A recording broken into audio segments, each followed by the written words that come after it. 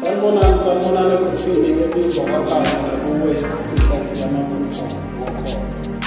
Bafethu, injongo yakho ukuthi likhanyiseleke ngokusha. Ningagcini ngokukhanyiseleka ngokusha, kodwa niphinde libone impilo zenu siya phambili through izinga zethu zenu. Ukuthi hayi makunje ufuna wena ukuthuthukisa izinga. Mangabe kusona ufuna ukuthenga imisebenzi. Manje bafowethu ngicela like. Ngicela ukuthi ni-like, ni-comment, nibe active. Nami nizobona, nizochaza. Akekho umuntu bafethu engingeke ngizochaza.